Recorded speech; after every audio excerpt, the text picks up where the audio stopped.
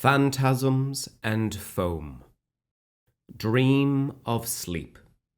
The red-winged corsairs have slipped through the grasp of the Grendel and put to port in Faraz. Now they sally forth for a new battle against an unfamiliar opponent. Marching a circuitous route through Segura, Karaman, and finally into Madriga, each village they pass through turns out to cheer and to offer cheap food and drink to the freeborn soldiers. The freeborn are not unfamiliar with marshes, and are very familiar with fighting in waterlogged environments, and make preparations as they march. They carry with them a supply of coracles, of precious lumber for crafting rafts, and a surprising number of dry socks. Alongside the soldiers of the Brass Coast is some 2,000 force of additional soldiers. The majority are led by freeborn captains, but Dawn, the Marches, and Urizen are also represented. Each brings their own particular experience to the mix. Dawn is no stranger to wild and dangerous places. The Marches know marshland well, and even the most mundane Urizen soldier is likely to have some insight into the magical resonances that flow through the bayou. Silt and dust. Before it was transformed, Sirak Bayou and Crucible to the west were once fertile grassland, blanketed with farms. The land is just as rich as it was, but is now sodden with magic-infused waters of the Scorero. A great dripping expanse of trees, streams, ponds, pools, reeds, and everywhere flowers. Flowers in breathtaking variety, a riot of shade and shape that can be just a little overwhelming as it sweeps a patchwork quilt of colours in all directions. The fecundity of spring ripples in the waters everywhere, and life thrums through the marshlands. The natural creatures of the river, the birds, the fish, the little burrowing mammals, the insects, have prospered in the remade land. Yet spring magic always brings a little chaos and ruin with it, wherever it rises, and the magic that helped give birth to this place was cruel in its own way. There are beasts here that have never been seen elsewhere, 10-legged freshwater crabs that grow a little bigger each season and show no sign of stopping, their shells marbled with vibrant blues and golds and purple. Winged birds that flit and stutter through the air like living still lives caught in a lightning flash, their weirdly mobile beaks perfectly adapted for sipping nectar from the marsh flowers. Mobile mats of root and flower that drift seemingly aimlessly in the slower waters along the Bay of Oran, feeding on the fish too slow or too foolish to avoid their lazy, grasping tentacles. Enormous herons, taller than any freeborn, with barbed beaks that hunt the giant frogs and the gliding newts that throng along the waterbanks. Where there is life, there is also death, but here in the south it is hidden beneath a great morass of rainbow colours. There has been war here, in past both recent and distant. Humans and orcs have fought along the Scorero for centuries. The waters of the wild river themselves have killed almost as many of those who worked the old Ilium nets as the Grendel did. Or at least that's what the stories say. For every body recovered from the waters, 2 more sank to the bottom and were smothered in silt. Now something has given them a wake-up call, it seems. The scouts talk of unnatural individuals, and small groups of skeletal battered remains stalking through the marshes, draped in flowers, moss, and mud that makes it impossible to tell if they were human or orc before time and water smoothed away such differences and made them irrelevant. They are not hostile unless someone seeks to interfere with them or their odd activities. One freeborn, a child of pre-Rahab Faraz, suggests that they are, against all the odds, tending to the marshes, gardening, as she puts it. Yet it is the transfiguring nature of night that overlies both life and death here, change and wonder, and strangeness in the air. The land itself shifts over time, rivers and streams finding new courses with deliberate slowness. Attempts to map the Sirak Bayou, beyond locating major landmarks, proves tricky. Worse, Once the Red Wind Corsairs are actually surrounded by the marsh, once it stretches from horizon to horizon, things become even odder. The passage of time seems to become just a little unpredictable. The sun may seem to hang in the sky for an hour, unmoving, or it might judder quickly along its route, moving in the span of 5 minutes, a distance that would normally take an hour. The moon is worse. Within the marshes, it seems always to be full and silver, and just a little larger than might be anticipated. Where time is odd, distance and direction are even odder. It is as if the Sirak Bayou contains much more space than it ought to, that the marshes are larger within their borders than they have any right to be. The only constant is the river flowing to the south, but even then there are reports of strangeness. As one travels further into the Sirak Bayou, the Scorero seems to get wider. At one point, several weeks in, the freeborn soldiers on the riverbanks find the fast-flowing river seems to be nearly 3 miles across, the shores of Faraz impossibly distant. There is discussion about where they may find themselves if they made rafts and poled across to the other side. Nobody would risk swimming in these waters. Not here, not now. In hindsight, the decision to enchant the army with powerful day magic seems almost prescient. The enchantment helps patrols and expeditionary bands remain confident that they can find one another in the mysterious marshes. It helps the captains and commanders make sense of the alien quality of the bayou, maintain their resolve and clarity in the face of strangeness. It helps scouts see through the subtle deceptions and camouflage this place seems to throw up almost instinctively against the Imperial advance. Regardless of all the strangeness, though, the bayou does not appear to be overly dangerous. Unlike the marshes and swamps of Sarangrave, this place doesn't seem to be actively trying to kill the intruding freeborn. Some soldiers wonder if this is due to the nature of the Brass Coast, that they are more open to wonder and strangeness than their fellow Imperials. But that idea is roundly mocked, especially by the soldiers of other nations accompanying the army. As the weeks turn to months, the Red Wind Corsairs establish supply caches, campgrounds, and even a few watchtowers across the eastern Sirak Bayou. Step by step, it becomes just a little more known, a little more nailed down, a little more imperial, a little more part of Madriga and the Brass Coast than it was. Or rather, the marshes do not seem to be trying to kill the trespassers at first, but more of that in a moment. Take your prize. At the same time as the Corsairs move south, the Fire of the South undertake the long march home from Bregasland. Even as their fellows press into terra incognita, they take up defensive positions around Khuzar. Perhaps there is an irony to exchange a billet near a Marcher marsh for one near a freeborn marsh. They are no less welcomed than the Redwind Corsairs, but they cannot help but bring with them a tinge of worry. They are here to look east, across the waters of the monster-hunted Khuzar Channel, towards the islands of Free Landing.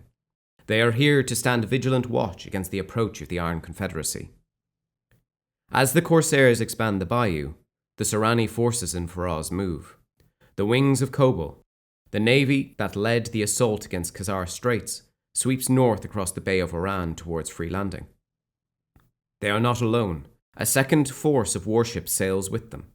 Between them, they carry an uncertain number of Sorani soldiers, grim-faced, heavily armoured soldiers of the south.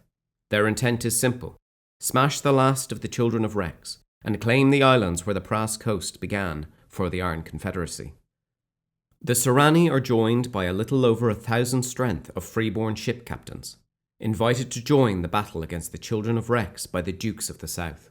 It is a chance to gain a little vengeance against those who have assailed the eastern Brass Coast time and again, but perhaps more importantly, it is a chance to recover treasures from the islands before they fall under the dominion of the Dukes. The islands here were the first home of the freeborn, and the town of Atalaya marks the spot where the Brass Coast proper began, and has become something of a museum and archive of the history of the nation, founded by Rukeza, Erigo, and Gera, all those centuries ago. The watchers along the coast cannot, of course, guess what is going on in Free Landing, but there are certainly signs. The weather deteriorates quickly once the Iron Confederacy engages. There are columns of smoke on the horizon, lightning flashes, rumbling in the deeps. Perhaps 2 months after the spring equinox, a near-catastrophic tempest erupts across the islands, howling winds and torrential rain pouring Lightsea and Calvus Sound. Then, several hours later, the weather gets even worse, but only for a few moments, after which an eerie silence falls. Then, perhaps an hour later, massive waves smash against the coast of Madriga, bringing with them the flotsam and jetsam of battle, the bodies of many dead pirates and servants of Shiaka, and the strong suggestion that the fighting is over. A few weeks later, the freeborn corsair vessels that sailed with the Sorani arrive in Khazar, already mostly recovered from the weather and the waves thanks to skills earned with bitter experience. They carry with them in their holds a great many treasures of the Brass Coast thought lost forever, relics and archives, and the news that the Iron Confederacy has been victorious. The children of Rex are broken. The maw of Shiaka has been closed. All rivers are one river. When that mighty tempest erupts across Free Landing, and the massive waves pound the Brass Coast, the Redwind Corsairs are deep in Sirak Bayou. They are making reasonable headway in their task, despite the sudden downturn in the weather. Yet, that same night, with 9 stars of the web bright in the sky over the marshes, something shifts in the waters. The sentries at the main encampment established by the freeborn soldiers report the approach of an armed force. Initially, it is assumed to be a returning patrol, or perhaps some soldiers from the Fire of the South come to support their comrades in the conquest of the marsh. Then it becomes clear they are orcs, perhaps a lost Grendel cohort caught in the flooding of the Sirak. The truth is significantly stranger, but no less dangerous. These orcs wear unfamiliar armour and march beneath an unfamiliar banner, an orange flame on a black field. With them are 24 warriors in archaic armour of a very old highborn style, but wearing surcoats of ruby and gold and topaz. The starlight glints from the sharp weapons of human and orc alike, but more worryingly, it also glints in their eyes, which are like pools of starlight. The humans begin to sing a song of conquest and battle, and the orcs begin their own hymn of war, and together they fall upon the encampment. Battle is joined, violence blossoming like a red rose in an area the Corsairs thought secured.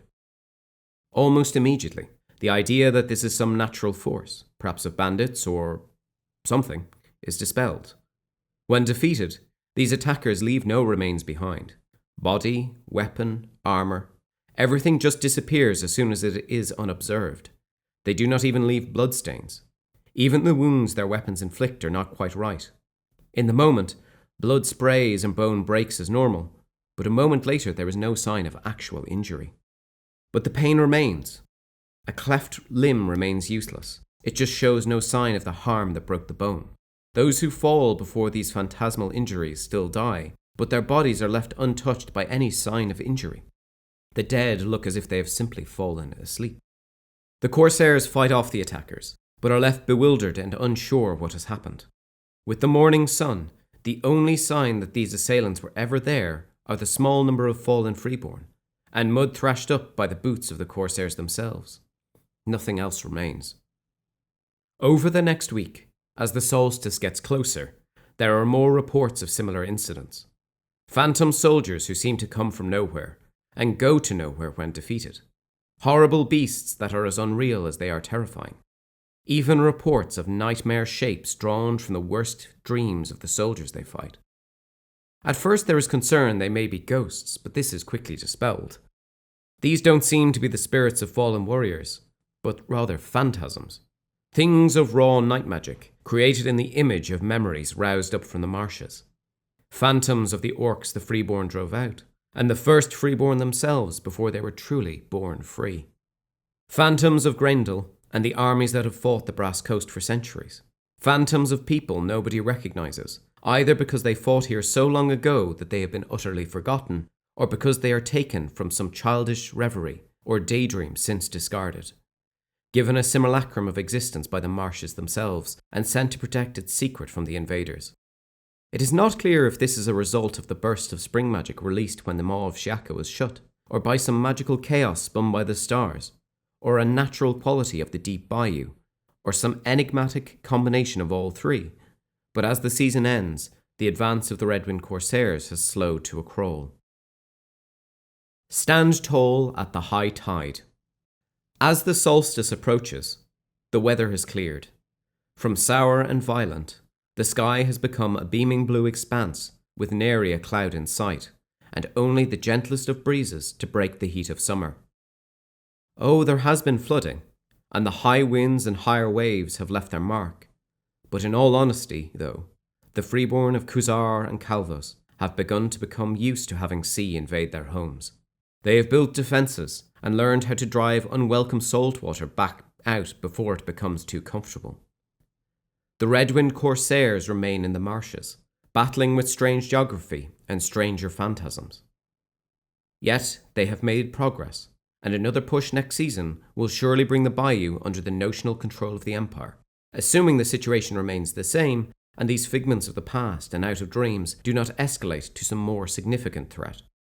There are, of course, reports of fleeing pirates and privateers along the eastern coast of Madriga, but any that dare to make landfall here are dealt with by the fire of the south.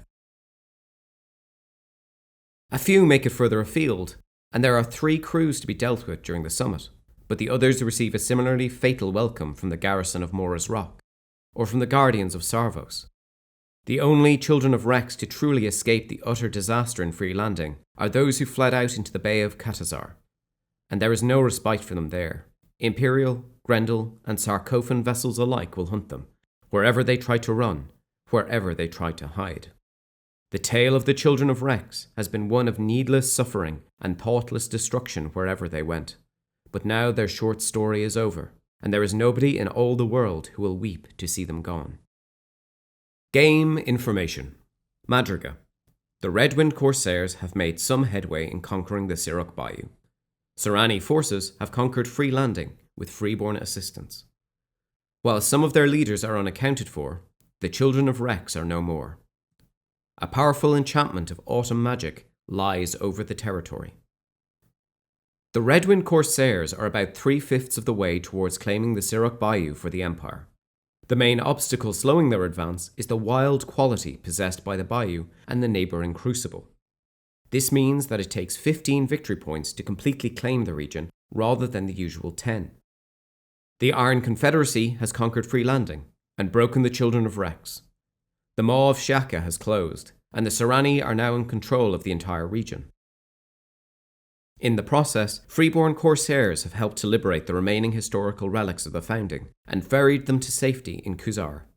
Likewise, the Serani have been true to their word and allowed any Imperial citizens imprisoned by the Children of Rex to be escorted to safety on the Brass Coast. The Children of Rex as a whole no longer threaten the Bay of Catazar. With their navy sunk by the Redwind Corsairs, and the Iron Confederacy having crushed them on the island of Madriga and Faraz, the few survivors have scattered. As noted in the interlude, Madriga has been enchanted with a magnitude 80 arcane projection of the Autumn Realm. Participation. Redwind Corsairs. The Redwind Corsairs engaged in a daring raid in Sirak Bayou and have recovered some treasures. Military units that supported the Redwind Corsairs this season will receive a small bounty of marsh flowers. The Redwind Corsairs undertook a daring raid in Sirak Bayou. While they've not captured any enemy captains, they've nonetheless made a good accounting of the treasures of the marshes. This will include an amount of ilium, with the remainder split between herbs and the mysterious and unpredictable marsh flowers that grow all over the marshes. Any character whose military unit supported the Redwind Corsairs this season will also receive a marsh flower in their pack at the event. Players will need to provide their own fizzrep for the flowers. Small paper blooms in exotic colours are ideal. Participation. Wings of Kobol. Freeborn characters who supported the Wings of Kobol have earned a more detailed understanding of what happened in Free Landing. They will receive an out-of-character report in their pack at the event, which details the event they participated in. A number of Freeborn Corsairs participated in the attack on Atalaya alongside the Iron Confederacy, and were responsible for securing the historical legacy of Atalaya. Beyond the fact that they have successfully recovered relics and documents from the historic town where the Brass Coast began, and that the Iron Confederacy has been victorious in the attack on the islands, nothing else is public knowledge. It will be up to them what they make public, although following the summer solstice, information about the campaign here will surely spread. OOC note: we will add the report to the main wiki after the summer event.